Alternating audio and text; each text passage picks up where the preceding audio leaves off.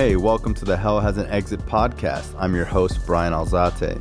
This show is not affiliated with any specific 12-step program.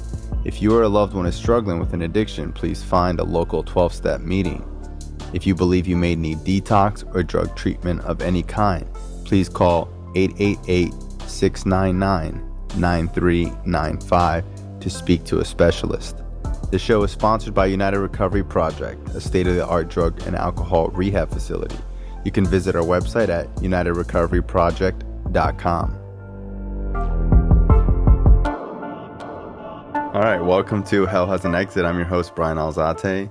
On this show, we interview mainly recovering addicts, but basically anyone who's gone through any type of near-death experience, and try to have a different type of person each show. You can also follow us on Instagram at Hell Has an Exit. That's where most of the information and stuff gets put out. So today I have my friend Alex Adams here. Hello. What's going on, bro? It's good to be here. Yeah, man, it's good to see you. So I just found out that you are no longer the most viewed adult porn star anymore. Yeah, I've fallen from grace. I don't have the number one spot anymore. How long were you number one for? Probably like 2.5 years. Wow. And you haven't been on Pornhub that long, right? Probably 3.5 years altogether. You've only been on Pornhub for 3.5 years? Yeah, I think 3.5 years. So in those 3.5 years, you surpassed everybody? I did. Wow. Everybody else is lazy. Yeah. How many views you got now? Only 1.7 billion. 1.7 billion. Yeah. That's pretty wild, bro. And what about like all the other sites? Do you consider the other sites, or that's just basically it? No, well, I mean, like if you're number one on Pornhub, you're basically number one in the world, right? At least in America, that's kind of the perspective that it's kind of Pornhub's the most thought about. But on X videos, I mean, I have on X videos and X and XX, I probably have about 2 billion views too. Wow. And I also had like about 1 billion a few years ago, and they deleted my account. I got in an argument. Yeah, you got an argument with that guy because he wasn't paying enough, right? Yeah. Me and a friend of another producer decided that we were going to have a strike and say we weren't posting content until they started paying us more. And they just said, fuck you. Yeah, they deleted our channels. Wow. But then we both got back on Nice. about 1.5 years ago. You think they care? They just haven't noticed or whatever? We tried to be low key about it and Yeah. use our names at first, but I think they know and don't care. Yeah. Yeah, they're huge. So I don't know too much about your story, but I do remember, how long you been clean now? 8 years. 8 years. Wow. Yeah, I've known you basically the whole 8 years. I remember when we used to go to the 10 o'clock, or was it the midnight? It was probably the 10 in the midnight. Yeah. It's Sunrise room. mostly where I go. Yeah, so if you just want to like jump into your story, like what growing up was like, where you're from, go for it. I don't think I've ever heard you speak at a meeting. I think you sharing the other night was probably one of the only times I've heard you share. Yeah, I don't share all that much. I've spoken a few times. Just a quiet guy. Well, when you're quiet, people, they don't know they don't know if you're stupid or a genius or You learned that weird early on. yeah. So if you don't say anything, you don't sound stupid. So. There you go. But I should speak more. I don't know. Early on for meetings, I just kind of got drilled into me to shut up and sit down and listen. And if we want to know how to smoke crack, we'll ask you. Yeah. And but yeah, no, I'm from Maryland. I got good parents. My dad's an alcoholic, but my parents are still together. Currently still drinks? He does now, yeah. But he's had been in recovery multiple times. He said when I was born, he got sober for the first time, and he stayed clean for like 8 years. Wow. And then in and out, he's got like a pattern of like 2 or 3 years clean, and then he'll drink for a couple months or a week or two, and then so the past few years he's been drinking again. And it's been like that for, I mean, the guy's probably got like 20 years clean altogether over the past 30 years. Does he go to meetings or anything like that? Not right now because he's kind of drinking, but when he has before. Gets clean, he goes to meetings. A lot of times though he'll go for like a couple months and then kind of just not stop, and then he'll stay clean for another year or two. Complacency. Yeah, I mean, I remember early on, I started, like alcohol was the first thing when I was like 17. But the first my dad took me to a meeting. Like the second time I drank, I blacked out and I threw up all over the bathroom, and my mom found me because I was drinking by myself after school because I was just like, I'm going to try getting drunk. And but he took me to an AA meeting, and like before we went, he's just like, this is kind of like church. A lot of guys go to this all the time because they need to, and it's it's a little weird, but it'll be good for you. And I don't know what else to do, so I'm going to take you to one because you're just like me. Wow. And I was like, okay. What was high school like? It could have been better, man. I, for some reason, decided to go to an all-boys school because two of my friends from like middle school wanted to go to it. This like all-boys Catholic school. I didn't have a lot of friends, but I had like one really good friend, and he got me into working out and got us to join the wrestling team, and it was it was all right. I wasn't really a good student. I was smart, so I did good early on. And then by the time I got to 16 or so, I kind of was like, fuck this. Making B's and C's and stuff, yeah. Because I didn't want to do homework or study or. And then I think by 17, kind of out of the blue, I just decided that I haven't ever drank before. And I haven't ever smoked a cigarette. So one day after school, I had a beer and By yourself? Yeah, by myself, yeah. Just totally out of the blue. And I was like, oh, that's all right. That was pretty cool. And then a few days later, I got drunk, and then and I just kind of decided to try to keep getting fucked up as much as possible. Early on, I didn't have like a ton of friends. I was kind of like a nerd a little bit. Like, I was really into like reading all the time, and kind of my parents lived in the woods, kind of out of the way. So. I was really used to like doing shit by myself, So early on, once I started drinking and stuff and using, like, I was cool doing it by myself, And I had no, like, for some reason, like I had good parents. I didn't have any abuse or any like reason to think like, oh, I'm like 18 years old. Like I should wake up and drink a pint of vodka at 9 a.m. or like try to find pills. And, I've always been like super obsessed with stuff. So I get into something and I get super compulsively obsessed. So I remember being like 17, 18, like I'd go on Arrowhead and I'd be looking at like research chemicals and like legal ways to get high. I started getting into like, doing Robitussin and sleeping, like over the counter sleeping pills. And, I'd be like tripping balls and in my room in the middle of the night and like screaming sometimes because I'd like hallucinate. And a lot of my using wasn't like, a lot of it wasn't that much fun. There was fun times, but a lot of it was just really like, just rough and crazy. But I just kept going for it. And from the very beginning, I had consequences, My biggest dream was to be able to use for like 6 months or a year and not have anybody find out. That was like my biggest fantasy. That I could just... People always find out. Yeah, immediately. I'd get like a week or two, a couple weeks, and then I'd get drunk and I'd like pass out somewhere, or I'd like wreck a car. I'd just do like crazy shit, and I'd get in trouble. My parents would be like, you can't leave the house. We're taking your keys. And like, I went to treatment the first time at like 18. And I went to a fancy treatment center, the first one. Can I say the name of it? Sure, whatever. I don't care. As Father Martin's Ashley. Yeah, it's a pretty good spot. I had a good time. I had no intentions of staying clean. But I was like... Did you ever think like about 12-step meetings at the time? Were you ever like thinking about going to AA or anything? Basically, when I started using it at 17, I might have been like still 16, but I was almost 17. And then right away, my dad started to get me to go to some meetings with him. I just figured like, you know what? This is good for some people, but I don't need that. Because I'm going to figure out how to constantly get drunk and use drugs and not get in trouble. Even though I never could do that for more than like 3 weeks. And I would never really do anything different. I would just get blackout drunk and steal pain pills from my grandma. Like there was like never really any control, but I just always hoped that somehow I was going to do something different, and I wouldn't. But I figured that it was just like a moral failing or something I had, like, and that I would just figure it out. Like there's some kind of like secret that I would figure out and I would control it. I thought like saying it was a disease was kind of just a cop out. Was there a lot of older people at these meetings for the most part in Maryland? A lot.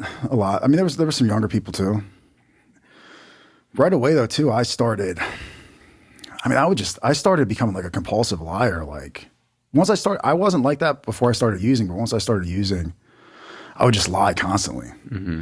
You know, I got like a DUI and I went to rehab the first time. And I think I was going to meetings as part of like probation or something. And I just like, you know, learned the language and would say what I thought people wanted to hear. Sometimes I'd go to meetings drunk and I would share a bunch of bullshit. I talk about like, oh, God is good. I'm just so blessed to have like, and I would be wasted. And I thought that because nobody would say anything to me, that I was good. Mm-hmm. I didn't realize like, oh, they could know that I was fucked up and then not say anything about it. I thought like, oh, if they think I'm drunk, they have to say something to me. Mm-hmm. So they didn't, so I'm good. And then what happened? I did that kind of for a couple of years. I think at 19, I went to a treatment center again. That one was not as fancy. That was like my first kind of inkling of like, man, maybe I should stop using for a while. That was kind of the first like, I'm 19. This is the second treatment center. Everybody's mad at me. I've got like, you know, I think I just got a DUI at 19 or something. And, but I didn't want to actually get clean. I just thought I just need to I was like, I'll just stay clean for a year. Mm-hmm. I'll stay clean for a year and then, I'll get back in school, like in college, and then I'll figure it out and then I'll be good. And then after I got out of there, I think I went to a halfway house and I was there for a couple months. And I was like, 6 months. I was just get 6 months and then I'll be able to figure it out and start using. And I think I ended up making like 5 months clean before I started using again.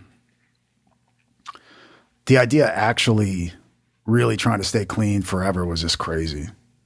I was just sure that I would figure it out somehow. And I just kind of bounced around. You know, my parents kicked me out of their house and I lived in this halfway house for like a year and a half and I'd use on and off and like I got away with it for a while. But I just, you know, I worked random jobs and at 21 I joined the Marines. That was like okay, I'm finally going to do something, you know, that's going to fix me, you know? Mm-hmm. I thought like, I'm a fuck up. I work at Radio Shack and Walmart. And, like I've been like a manager of the halfway house and I still use drugs and I'm a bum. So I thought, hit some kind of bottom. I was just, I'm just going to join the Marine Corps. Fuck it. Mm-hmm. And then, cause that was something I never thought about doing, but I figured like that is something crazy and ridiculous. And then if I just go to boot camp and it's like 3 months and then my parents can't say I didn't do anything. Mm-hmm. And it worked. It worked for a little while. How long were you in the Marines for? 4 years. I didn't know that. Yeah. Crazy. How was the Marines? I liked it a lot. Was it as tough as people say? I mean, like, a little bit. I mean, like, I didn't do anything that crazy. I was just like in North Carolina most of the time. Mm-hmm. I didn't go overseas. What years was this? 2008 to 2012. Wow. Yeah. Did you stay sober the whole time? Absolutely not. You're drinking the whole time?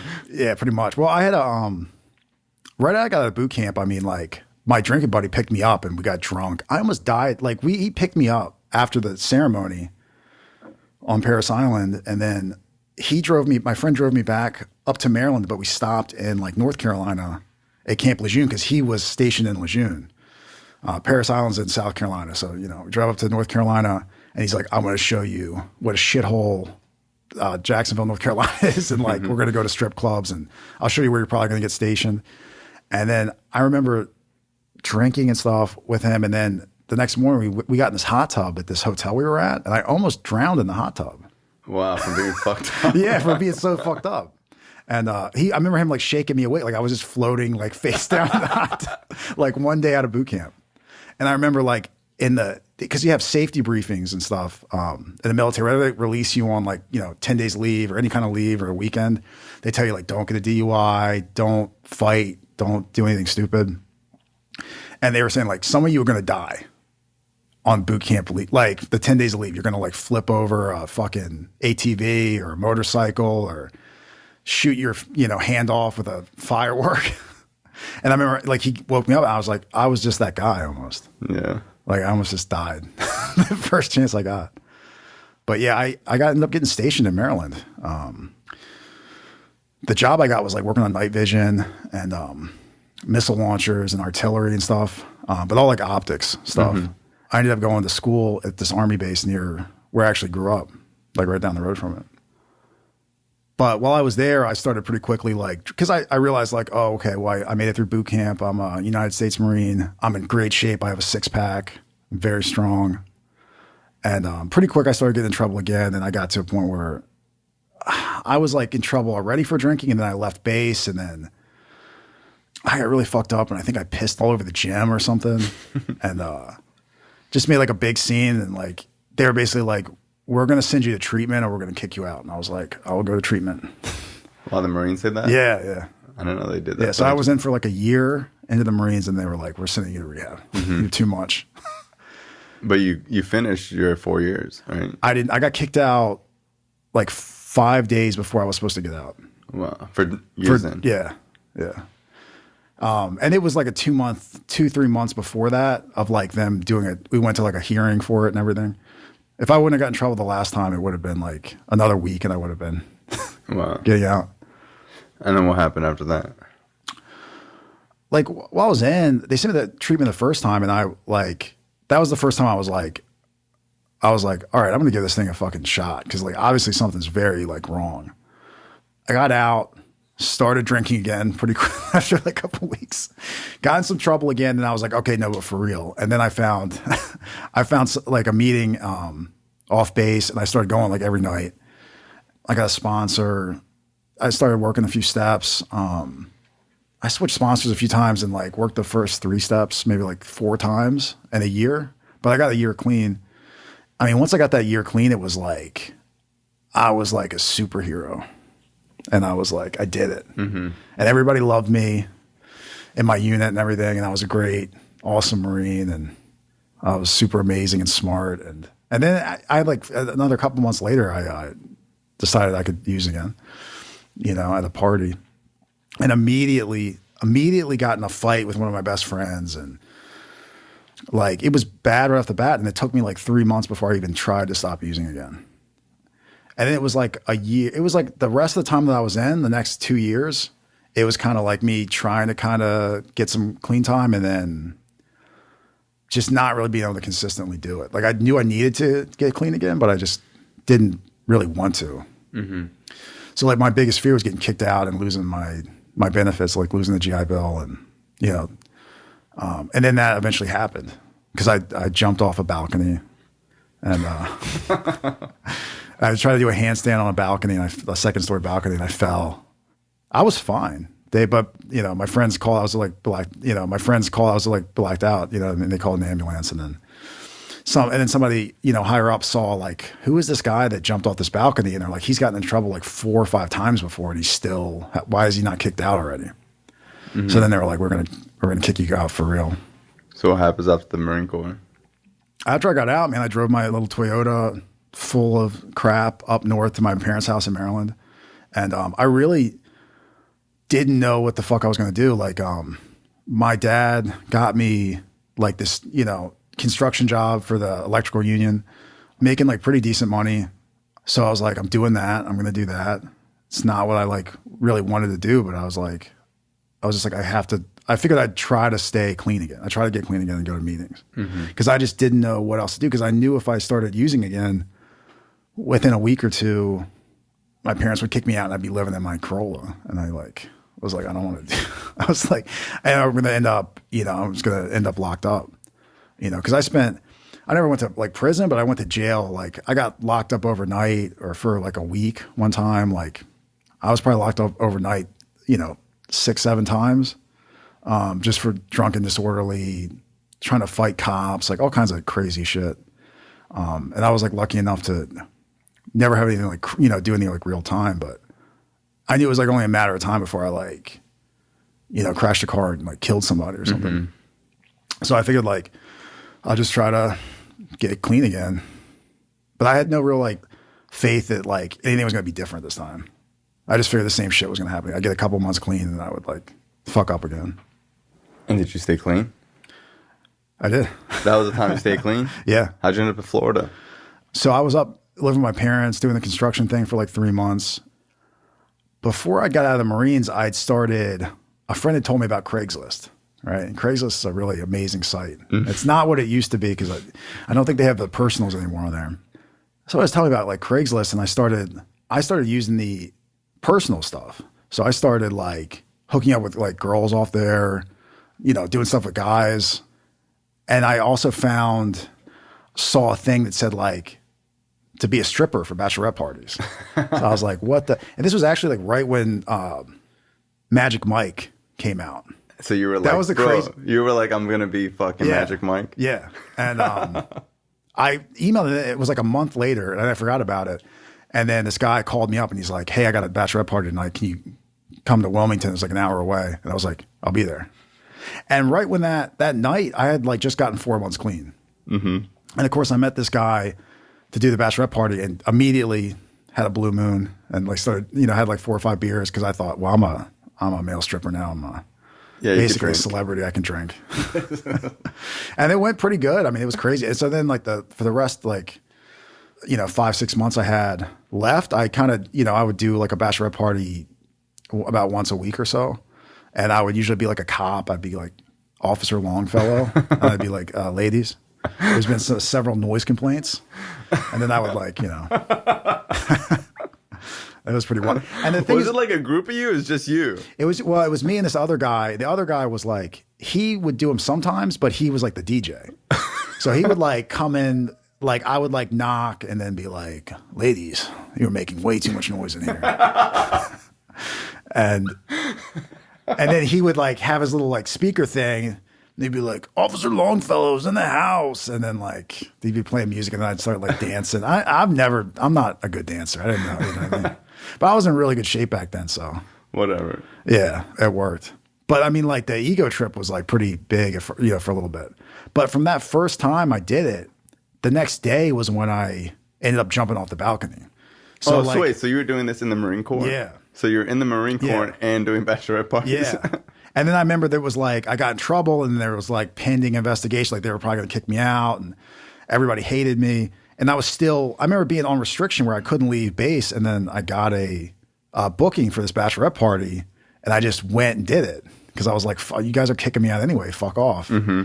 And then I remember being like, having no money. I spent it all and being stranded like an hour and a half away from base and just getting a cab and because they had some kind of thing where they would pay for your cab if you didn't have money. So I had like the guy on duty pay for like a $150 cab ride. To do a bachelorette party. Yeah. Nice. But from that, like that got me thinking about what I was going to do next, which was porn. So then you moved to Florida, to do porn. Yeah. So I was like looking around. What got you to want to do porn? Craigslist again. Craigslist. Yeah. There's another ad. Yeah. Another ad. Well, I started looking around because I thought like I'm okay at this bachelorette stuff, and then I think I'm kind of because before I got kicked out, I knew I was going to get kicked out because I was super guilty of being a horrible drunken mess. So I thought, like, what kind of thing can I do? Like, I don't have money to go to college. Nobody's going to pay for that. Like, I don't even know what I would do anyway. So I was like, what else? I was like, well, I could maybe do porn, because I was like, well, either that's that, I'm going to like work at like fucking PetSmart again, or. Did you think like people are going to see this and like my family or whatever? Or you just didn't care? That's why I didn't do it. I was going to do it right immediately when I got out of the Marines, and then I waited. And I just went back, did construction for 3 months, because I was like, I was super freaky, man. Like I've always been like, I've always been bi and like pretty much down for whatever, but. So you've been bi since you were a kid?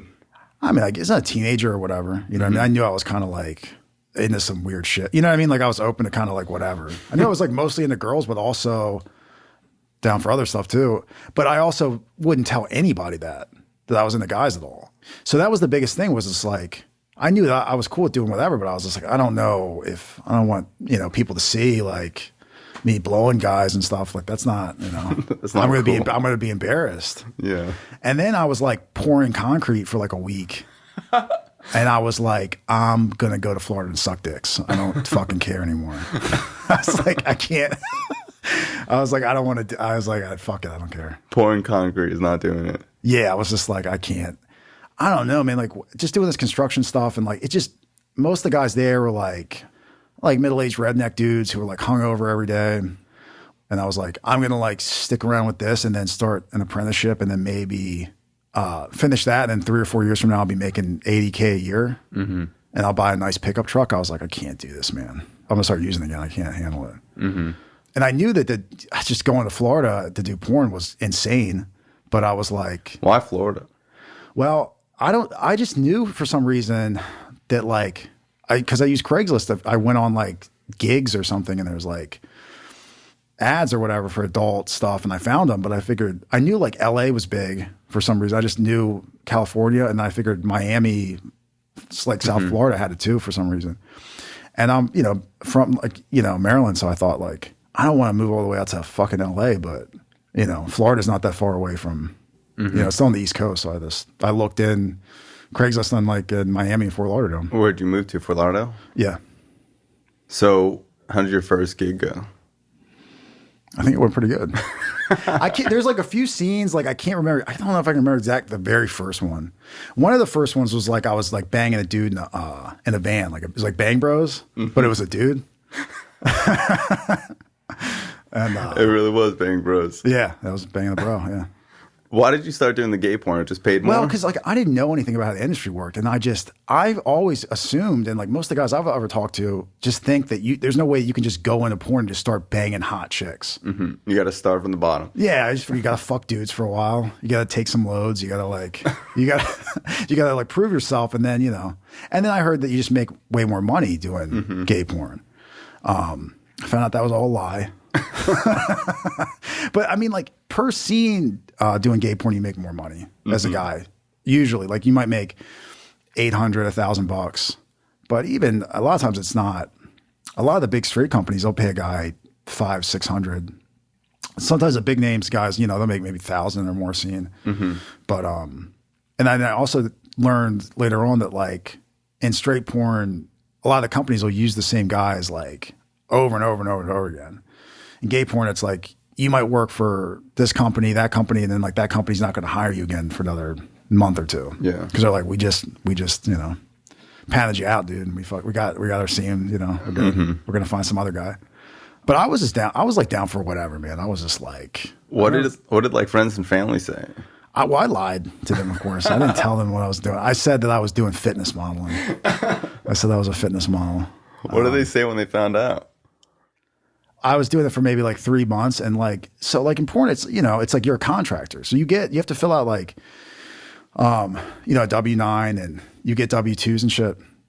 It was like I'd started like in November or something, and then like and I used my parents' address up in Maryland for some of these shoots. And they told me like, oh, well, it's just generic company name. It's not going to say like Big Fat Cocks Entertainment or whatever. Don't worry. And I was like, oh, okay. And it did? Because I couldn't remember. It didn't, but my mom was like sneaky enough to like Google the company names, because it would be like, like Fast Lane Entertainment or something else, whatever it would have been. And she called me up. I've been doing it for like 3-4 months down here. And she's like, Andrew, you're doing gay porn? You're doing gay fucking porn? And then I just immediately hung up the phone.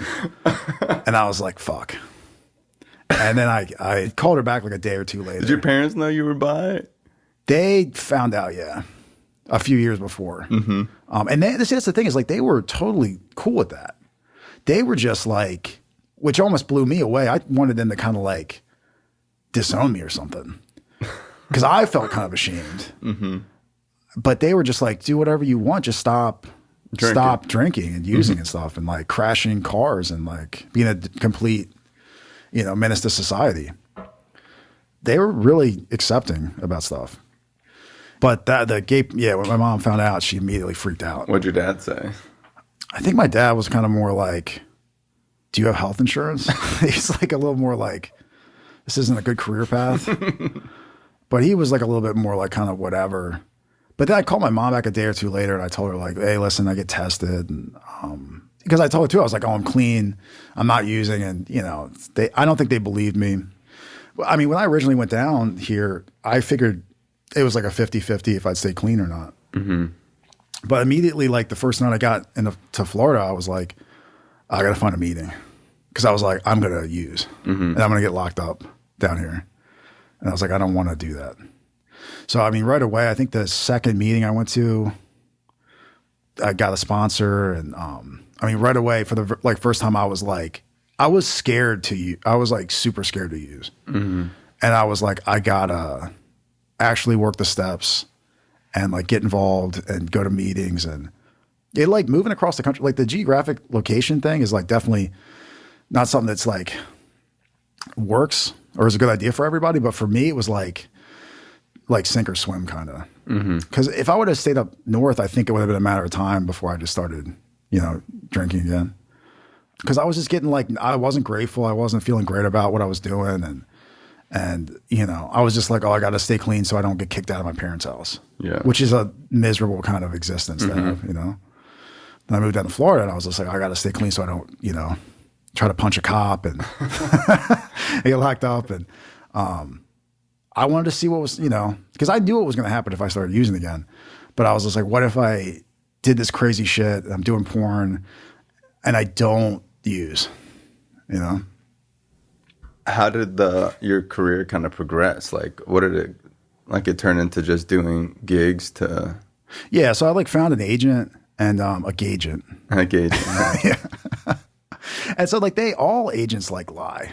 They're all like liars pretty much. I mean, they're good. Some are good, but I mean, it's like, but it's one of those things like, because I told him like I was down for anything. And then he was just like, yeah, we'll do straight stuff. But it was mostly just like gay stuff. Because the way the industry works is like kind of as a guy, once you start doing gay porn, they're like, it's like, we got you. They label you as that. Then you can't really do mainstream straight porn unless you like stop doing gay porn for like 6 months or so and change your name. And, so that kind of traps a lot of guys to where it's like, well, I'm not going to stop doing what's giving me money. So it's like, but I was kind of like, whatever, it doesn't matter.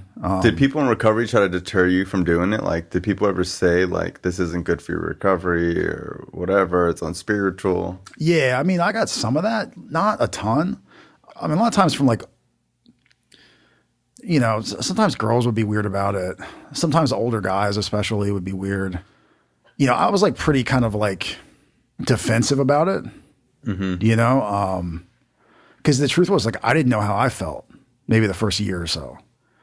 So, but I told myself like, I have to be honest if people ask me what I do. Cause my kind of thing was like, I'm not going to tell people, but if they ask what I do, I'll tell them. Like, I was like, I do porn. And they'll be like, oh, what kind of porn? What do you, and I'll be like, gay porn. Or like, I think I said like, do, gay and straight. Even though I didn't do straight stuff for maybe like 8 months. But because there was a lot of shame. Like I didn't know how to, it was like my first time ever telling anybody that I was gay or bi or anything different than being like just a straight dude. But I was just like, I knew that I couldn't lie about that shit if I wanted to stay clean. And a lot of people were just like, oh, whoa, cool. I'm like, yeah. But then sometimes if anybody that like kind of would be a little bit like, oh, how is that? How do you stay clean? And I'm like, how do you stay clean? People don't use drugs at your restaurant, Is the industry like rampant with drugs? It's not really that crazy as what like people thought. I mean, I thought coming down to do porn, I thought that it was going to be like just cocaine everywhere, on big glass coffee tables and like, like pimps like beating up women and like fucking, like big, like automatic machine gun, like just crazy shit. I thought it was going to be like wild, but I was like, I don't fucking care. Like I'm down. Like, I was like, I want to try to stay clean, but I was like, if I don't, well, oh well. But it's like not like that. You have to do all this paperwork. As a producer now, like I'm always making sure that, it's always part of it. The girls I film like aren't under the influence of alcohol or drugs. Because I didn't realize like, oh, it's like a liability thing. If somebody's under the influence, it's like they can't really give consent. So it's a lot more professional than I expected, but there's plenty of drugs and stuff, but it's more like after scenes or like, in people's downtime, but there's a lot more people in it that are just kind of more normal. There are, people that are drug addicts and that are using an active addiction, but it's not nearly as crazy as I expected. So what happens in your recovery where you decide like, or you really feel like you're going to stay clean this time? I kind of knew pretty quickly when I got my sponsor down here and I started like hanging out with him every day because he worked at like a Starbucks I don't know, he worked a few different days or whatever, but we'd go to meetings every day. You know, he started me on like step work, and I actually started doing it. I started like hanging out with people like after meetings till like 1, 2 in the morning and going to like diners and stuff. And like, I don't know if there's an exact point, but I just kind of knew like, I think I might actually be able to stay clean. Probably the biggest thing that really, I knew something was different this time was when, cause you get, you know, you should get paid like in a check from doing a scene. And I remember like, driving to a meeting or something. And then I realized like in my wallet, there was like $3,000 in checks that I hadn't cashed yet. And I was like, what the fuck? Cause a year before, it's like if I had $3,000, it was like, I'm at the bank. I'm like, give me cash right now. And they're like, sir, we have to, I'm like, give me my money right now.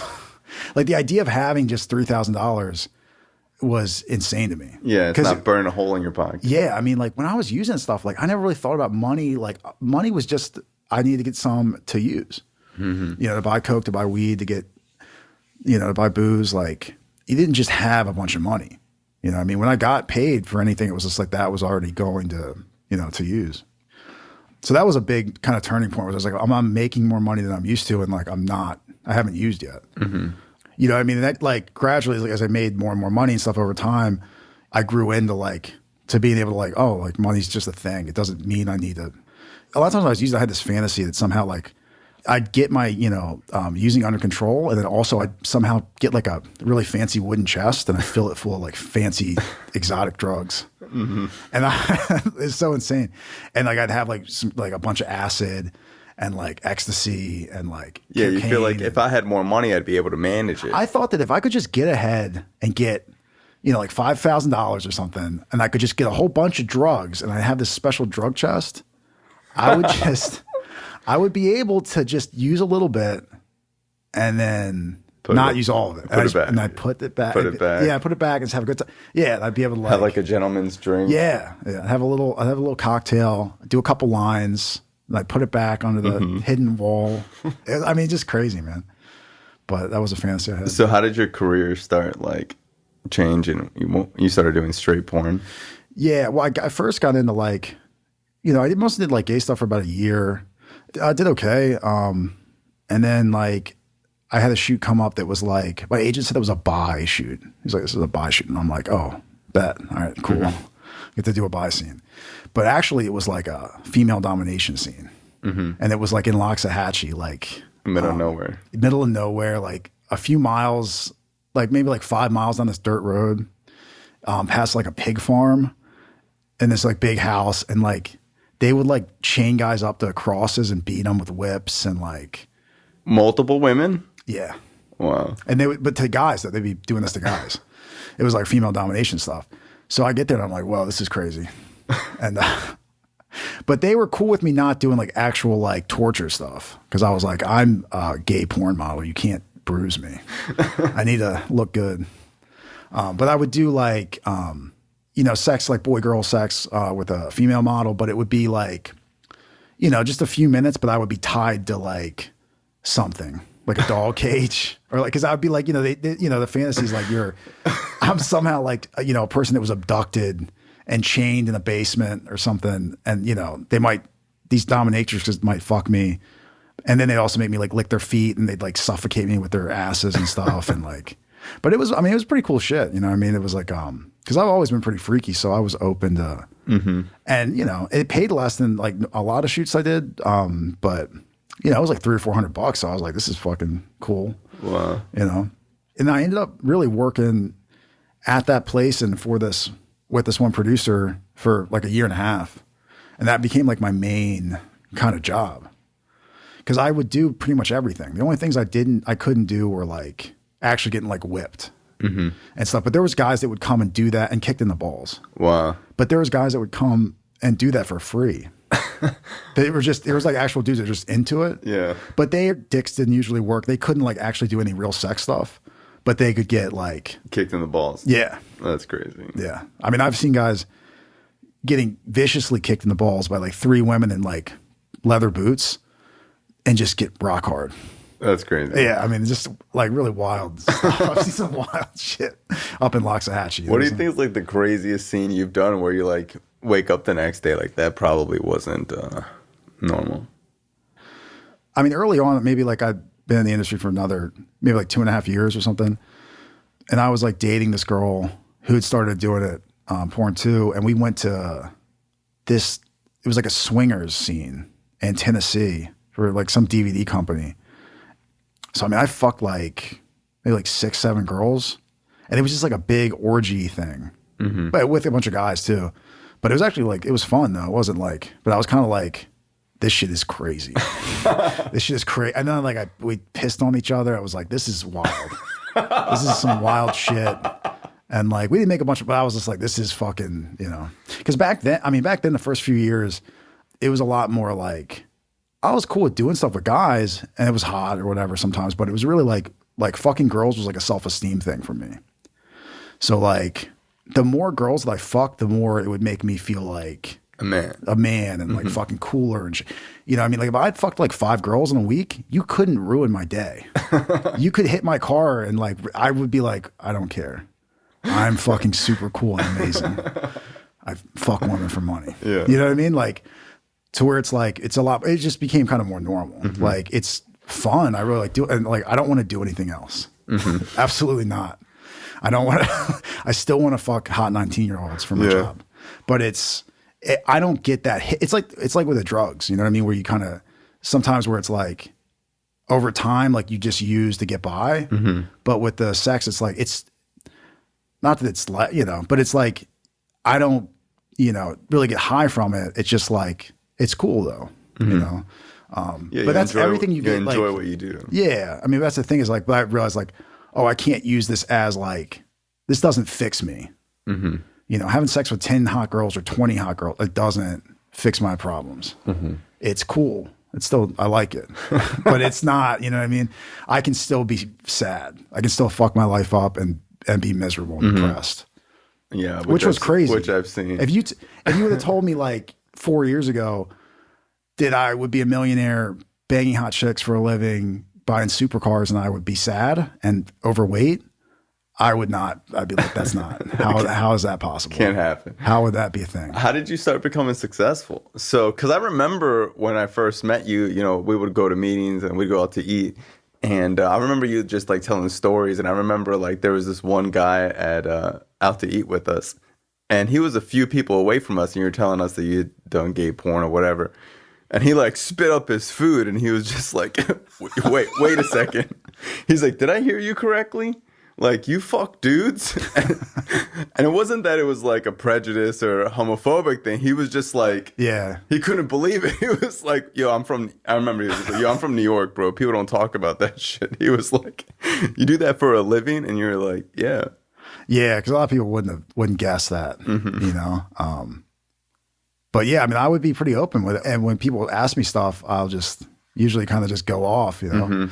Because a lot of times, like, I don't share a lot, and there's a lot of people that like before they don't hang out with me or whatever, like they think I'm just really quiet or whatever, and then like they hear me talk, and if they get to know me a little bit more, and I start talking about some of the crazy shit I've done, and they're like, "What the fuck?" Like they're like, "What?" Yeah, but it's always the quiet people that are crazy. Yeah. How did it go from making $300-400 a shoot, $800 a shoot to like the progression? I'd been like about 2 years in, like being a model, working for other people. And the shoots kind of had been like, they started kind of like drying up a little bit.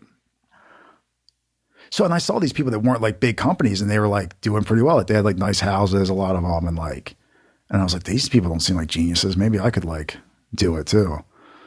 And so I spent a few months like just doing research online, like looking around and thinking about like, I didn't have a ton of money saved up or anything. So I was just like, what can I afford? And I thought like, oh, am I going to do like a foot job thing and a hand job? Like, so I was like, I could pay girls just like $50 to give me like a hand job or something. And eventually one day I was just like, I just woke up and I bought a camera. I went to the store and I bought a camera and a laptop and a tripod. And like, I was like, let me start filming stuff. But I kind of figured out kind of what, I remember coming up with the name Family Therapy on the ride back from Loxahatchee probably getting like fucked in a field by some woman in like latex and stuff. I was like, family therapy. And then I was just like, I remember looking it up and like nobody's used that name before. For other porn, than for other family. And then I was just like, it's so generic that it's, there's not just one, So I was just like, fuck it. I was like, it's brilliant. It's perfect. Genius. I'm a genius. And I started filming. I had a girlfriend at the time I was filming some stuff with, and I'd pay her a little bit. And then some other girls that I knew from doing like the film. So that's stuff. when you started filming your own content. Yeah. And then for the next year and a half, I was still shooting for other people too. But I started. Were you making money from your own content? Pretty much right away. The first couple of days I got on Clips for Sale was the first place I put stuff. And I made maybe like $267, I think was the first check for being online for 3 days. The first day, because it was like you upload videos that you shot and then people pay to download them. And I didn't know, because I talked to people that were like, well, just don't expect too much right away. And like, there's a lot of people out there. And I was just like, oh yeah. I was like, we'll see what happens. And then like the first day my store went live, it was like, I made like $70 and I was just like, fuck yeah. I was like millionaire mindset, rise and grind. I immediately was like hooked. I was immediately, because you'd get emails. I'd get emails for a sale, you know what I mean? And I'd see like somebody in Australia. It showed like the IP address and like where. So I'd be like Australia and then like Germany, like somebody, and I was just like, what the fuck? I'm worldwide. Yeah, I was like, this is real now. This is crazy. So I mean, pretty quickly, I'm making some money. I think the first month I made like full month I made like $1,700, and it just kind of kept growing from there. So I just immediately was like, I got to do things within a budget and make a profit and do stuff that I want to do, but that people want to watch. And when did you feel like I'm going to stop shooting for other people and just do this myself? I was probably like maybe like 8-9 months into it. And I'd probably been making about like $5-6K a month. I think maybe it was like I was almost at 6. And that was the point where I was like making more than kind of what I would when I was shooting a lot for other people. And I was mostly just doing like this femdom stuff still. And I would also I would shoot maybe like once a week or 2 days a week for this guy doing the femdom stuff as the talent. And then also he started using me as a production assistant. So he would be like yelling at me, like fucking, and this guy was in recovery too. He's fucking cool. I love him. He needs to get clean again. He started using, but he taught me a lot too. But like he would be yelling at me to like set the lights up, and then also it's like, okay, get naked and strap yourself to the cage, and then fucking. So it was like a lot, and the shoots would be long. It'd be like 10 hours, 12-hour days. A lot of it doing not all that much because you're just waiting around for girls to get ready and all kinds of shit. And like one day, like he yelled at me because he was like, he would yell at me for not doing something. And if I would do something, then he would be like, why would you do that? Sometimes like it was one of those things where it was couldn't win. Depends on his mood, you know? But one day he got mad because I didn't like wrap some cord up right. And I was just like, fuck you. I'm leaving. And I started screaming at him. I lost it. And then I left. And how long have you been clean at this point? Probably like 3 years. Almost 3 years. Yeah. 2.5 years or something. Yeah.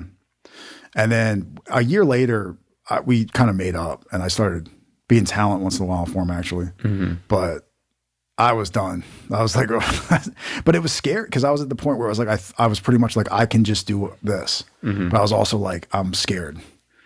Like, but then I was just like, oh, well, I just burned that bridge down. So I was like, so it's just and there was a few other people I'd worked for, but not much. You know what I mean? It wasn't, you know, at that point, it was almost just the kind of, you know, the femdom stuff and then my own stuff. And then when did your stuff start blowing up?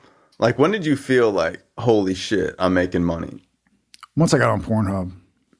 Because prior to that, you're still pretty popular, but not like that. Yeah, like I was on, you know, a few clip sites, and then I got on X videos, and I was doing like, I got, you know, a lot of views on there, like 500 million, 600 million. But then I got on Pornhub, and because like a friend of mine who's a producer was just like, dude, why aren't you on Pornhub? And I was just like, well, I tried to sign up, but they didn't like email me back. And he's like, I'm making $30K a month. And I was like, what? He was like, yeah. So I was like, all right. So I figured it out. I was emailing the wrong thing. And then, yeah, I mean, like within the first month, I'd like over doubled my income. Wow. And I was like, I mean, the thing was that a lot of these tube sites, like were stealing my content for years, which is like sometimes a good thing because it got more people to see my stuff. So it's like, in a way, it's like, it's good. And then at a certain point you're like, okay, that's enough. And then, you know, once I got on Pornhub, they let me transfer all that stuff, pirated views, to my account. So, I mean, over the course of like 2 weeks, I got 100 million views. Wow. Because all my videos were already on, a lot of them were already on there. And then I just stayed on it. Because I knew from, you know, already doing my own stuff, it's like when you get momentum, you stay in it. You know, you don't like let up the accelerator. You go fucking further in. And that's what I did. And then you're just like making money instantly. Yeah. And then, you know, I'm doing, you know, upload every couple of days. And I just got views and views and views. And what'd you do when you first started making that? I called the Lamborghini dealership.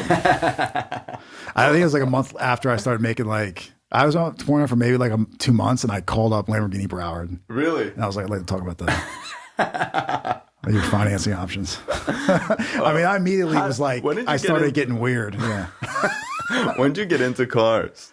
I only started getting into cars like probably like 5 years ago, man. So you're not a real car guy. No, I'm fake, man.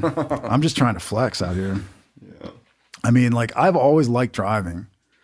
I just like the idea. I've always had to have a car, no matter like what fucked up situation. And I'd wreck cars, and I'd be like, well, I got to get another one. I got to figure out. And just always like shitty cars. I mean, I'm obsessed. Like, I love cars. I could talk about cars 24/7. I'm a real driver. You know what I mean? But, you know, when I was a little kid, I remember before drugs, being obsessed with cars. My mom would be driving next to a Ferrari, and I'd be like, Mom, it's a Ferrari. You got to go next to it. And she'd be like, what do you mean? I'm like, go next to it. And I obsessed about a GTR for years, like just watching YouTube videos about GTRs nonstop. Yeah, that's really lame. What was the car did you want? What was like your dream car? No, well, first, like, when I was a kid, I didn't know. The only thing is, like, I knew what Lambos were. So I remember a few times seeing Lamborghinis and being like, oh, that's a Lambo. But it didn't go any further than that. I didn't like want one. Yeah, I didn't think about like owning one myself. I was like, even the idea of me having one was like, what? What? I didn't even think about like who's driving that. It was like a unicorn out there. It was just a Lamborghini. Yeah, it wasn't a driver. It was just doing like it's not attainable. It was just yeah.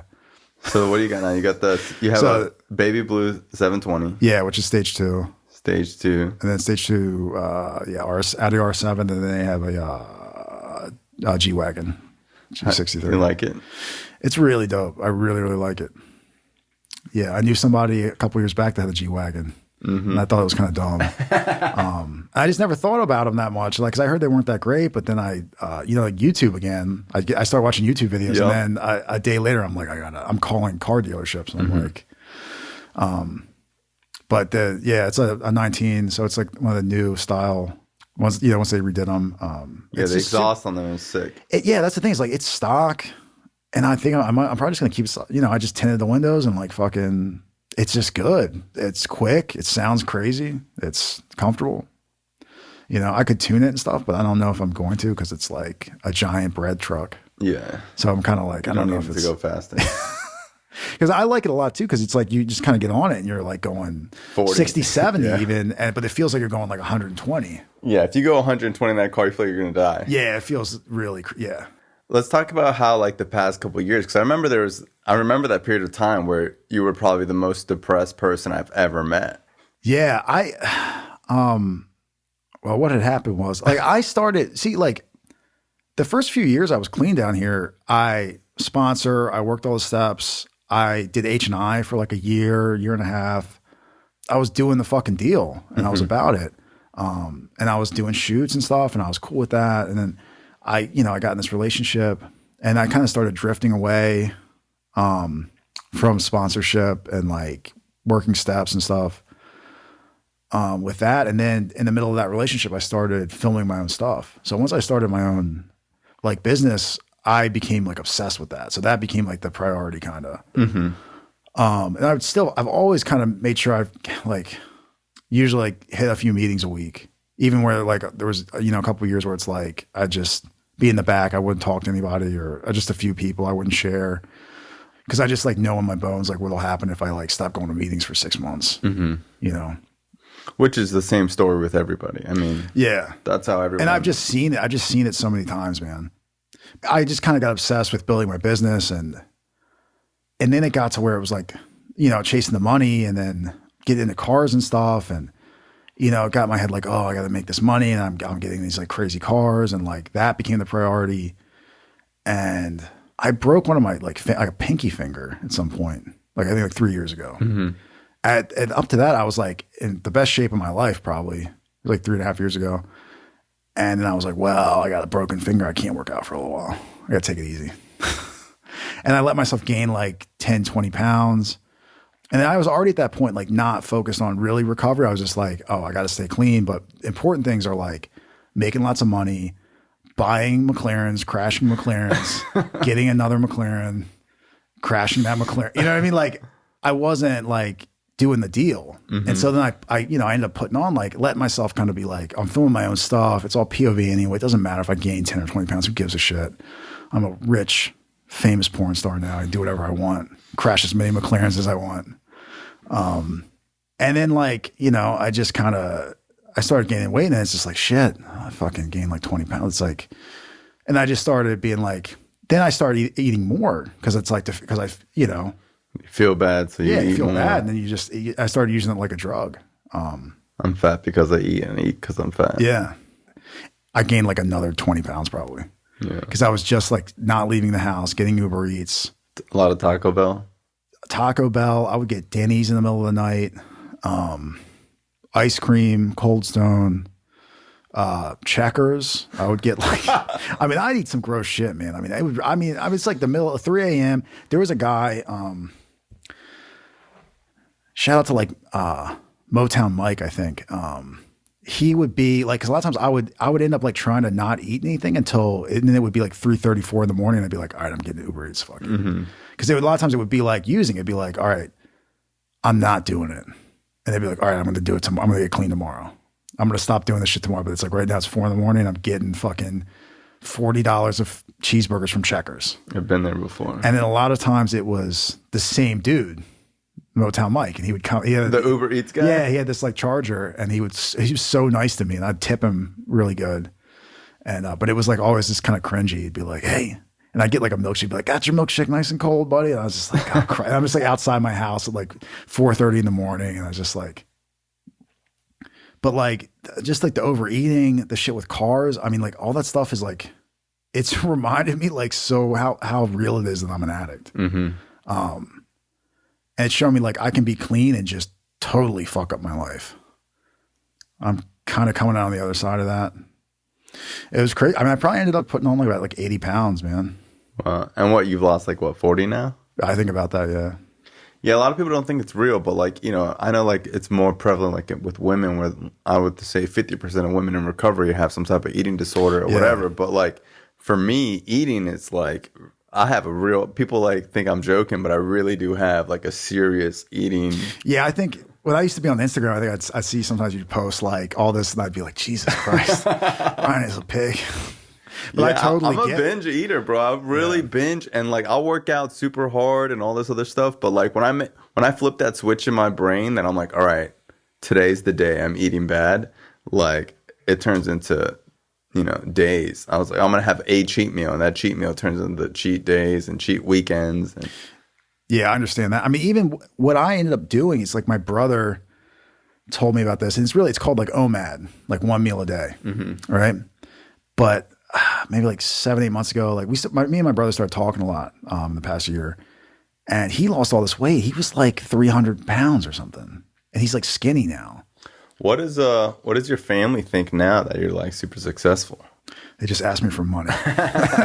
No, they like my parents they're pretty successful too, but like they're really proud of me. That's cool. I think they're kind of like can't believe that I'm like not drunk. Yeah, and like live in the gutter, and I feel the same way kind of. People always ask me questions like how my mom might feel about like things that I do, and I'm just like, you know, my parents had such big fish to fry that like they don't care. Like as long as I'm clean, like I couldn't upset my mom in a million years. Like my parents just wanted me to be clean my whole life, and now that I'm clean, like they really have no issues whatsoever with what I do. Yeah, I mean, my parents they wanted me to get clean and to be happy, which is like kind of like corny, but like they legit just want me to be happy and do what I want to do. And then me like going home to visit and stuff, you know, like they realized like, oh, he's actually staying clean. Mm-hmm. And after a few years, you know, there was kind of like, oh, but how long can you do this? Because like old people love to ask me like, well, you can't do that forever. And I'm like, I will literally have a heart attack inside an 18-year-old at like 65 years old. And I will die. Like I can do this for as long as I want. Yeah, the grandpa porn's a thing. Yeah, it's like I do POV. You can't stop me. I will keep unless like I will do this forever. There will be 800 million porn videos of me. How's your work ethic? Because I know like a lot of people think like it must be easy to do what you do, but I know you have like really good work ethic. Yeah, I mean it's just like I kind of just am always like working, but it's like my work is like my hobby. It's like what I want. I wouldn't know what to do if I didn't work all the time. Mm-hmm. I mean, early on, like when I started it, like I was like always looking at different stuff, other videos, and like thinking about what to do next and editing stuff. And because I still do everything myself. Yeah, you edit everything yourself. Yeah. I use Windows Movie Maker, which I don't even like put on computers anymore. And it's the greatest editing software of all time. But I like to keep things simple, you know what I mean? But I'm just always shooting a lot and I'm always putting out new videos and like my style is really simple, but I really try to make my videos feel a certain way. And like early on, I realized too, is like, it didn't take a lot of money or like fancy equipment to make stuff look good. Mm-hmm. And a lot of people might use like stuff that's pretty fancy and then like the video is actually not that good. Mm-hmm. So I realized like with a limited budget, how do I make shit as hot and look as good as possible? And that's what I've just been like obsessed with it. And it's, you know, I love it. Sometimes I get burnt out, but it's kind of like, because I think about sometimes like, what if one of these companies like tries to buy me out, you know? And that's not going to happen because like I am the brand. Yeah. So it doesn't make sense for them to, you know, without me doing the videos, it wouldn't kind of, I don't know. I guess the brand name and stuff's pretty popular, but I just fantasize about just getting like, $20, $30 million and then being like, but then it's like, I don't know what I would do. You know? I would probably still want to keep doing porn. Mm-hmm. I just like have a different pseudonym, like name or something. Maybe you do something else. No, I don't want to do that. I said the thing too is like, because like I know people now with money and they're entrepreneurs and successful and stuff, and I'm like, oh, cool. And like all that stuff applies to that doing porn. I just try to make a good product, treat people fairly, and expand and grow and make more stuff and get stuff on new platforms. It's just like a lot of other businesses, but I have like I want to kind of like get into other businesses too, but I'm scared and like every other business seems like dumb to me. Mm-hmm. Like it seems like, wait, you put in this much money and you make this much back. And like in my business, it's kind of like, it's just, there's much less like friction between like the investment, making the product and putting it out. But it's pretty streamlined. But the way the world is now, it's like, I don't know, it's scary, man. Pornhub, getting messed with and, mm-hmm. By Visa and MasterCard and a lot of different things, like nothing is like guaranteed, So it would be nice to have like a boring business or something, like own like a couple BurgerFis or something. But I don't know, you know what I mean? I don't know what that was going to be, but I know that at least for now, like it's hard for me to see myself doing anything else. Mm-hmm. Well, I appreciate you coming on the show, man. I appreciate you having me on, man. This has been a trip. Hell has an exit. It does. Cool story. Thanks. Appreciate you. Thank you. Love you too, bro. Later. This show is not affiliated with any specific 12-step program. If you or a loved one is struggling with an addiction, please find a local 12-step meeting. If you believe you may need detox or drug treatment of any kind, please call 888-699-9395 to speak to a specialist. The show is sponsored by United Recovery Project, a state-of-the-art drug and alcohol rehab facility. You can visit our website at unitedrecoveryproject.com.